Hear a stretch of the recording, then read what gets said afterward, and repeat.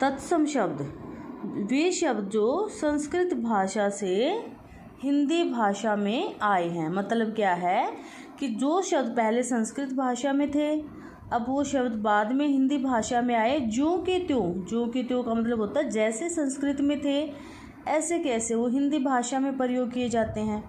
ठीक है, जैसे सूर्य है, अब सूर्य शब्द संस्कृत भाषा से आया है तो ये क्या कहलाएगा, तत्सम शब्द। ये जो है संस्कृत भाषा में भी है और हिंदी भाषा में भी। ऐसे ही बेटा दुग्ध संस्कृत भाषा का शब्द है, मयूर ये भी संस्कृत भाषा का शब्द है, लेकिन आजकल हम इसको हिंदी में भी प्रयोग करते हैं।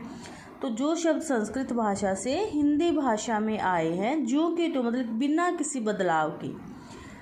अगला बेटा तद्भव शब्द।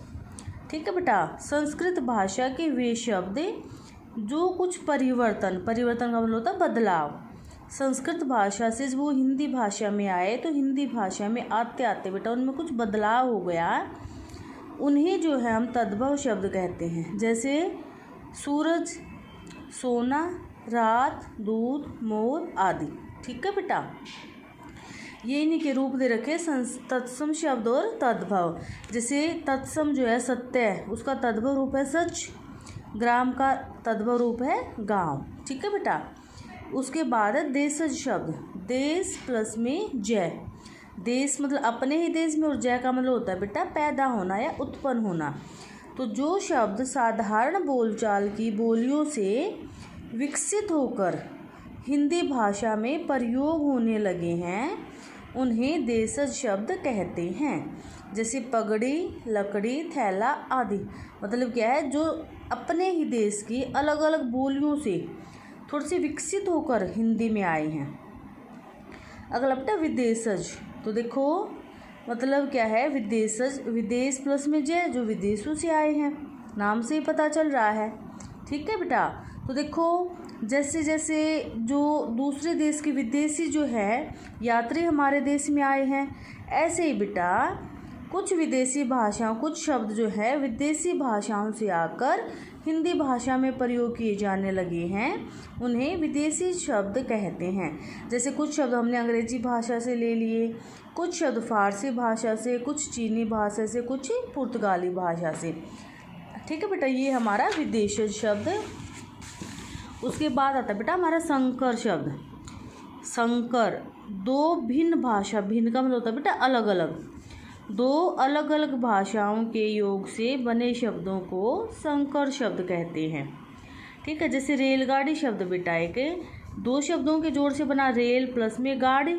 अब रेल अंग्रेजी भाषा का शब्द है, ठीक है, और गाड़ी देशी शब्द है।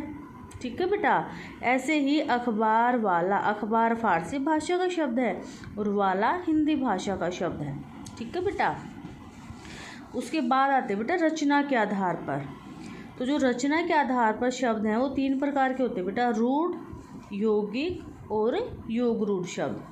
तो सबसे पहले आता रूढ़ शब्द, वे शब्द जिनके सार्थक खंड का मतलब अर्थ के साथ टुकड़े नहीं किए जा सकते, और ये जो शब्द होते हैं बेटा एक विशेष अर्थ के लिए रूढ़ हो जाते हैं, उन्हें रूढ़ शब्द कहते हैं। जैसे दिन।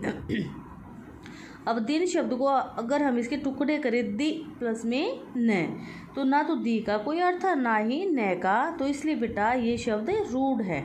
ठीक है, ऐसे कलम कै प्लस में ल प्लस में न, तो ये जो टुकड़े हैं इनके ये निरर्थक हैं, इनका कोई अर्थ नहीं है, इसलिए इनको बेटा हम क्या बोलेंगे, रूढ़ शब्द। उसके बाद यौगिक, योग जमा में इक, योग का अर्थ होता है जोड़।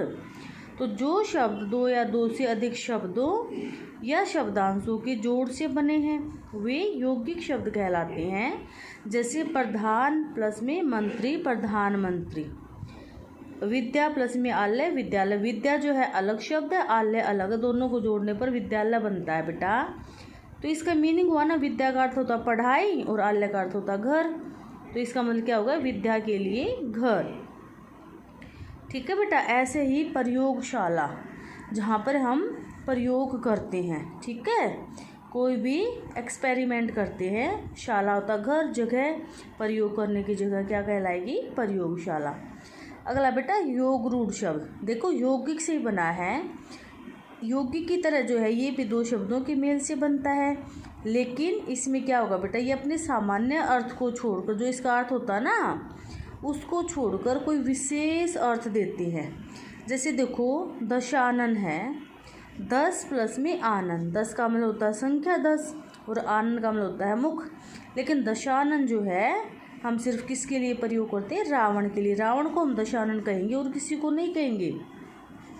ऐसे बेटा लंबोदर शब्द है, लंबा प्लस में उदर, लंबा का मतलब बढ़ा हुआ और उदर होता है पेट। ठीक है, वैसे तो किसी भी इंसान का पेट बढ़ा हुआ होता है, लेकिन हर किसी इंसान को हम लंबोदर नहीं कह सकते बेटा। लंबोदर शब्द सिर्फ किसके लिए आया हुआ है, गणेश जी के लिए। तो ये था बेटा हमारा रचना के आधार पर वाक्य का भेद। Thank you.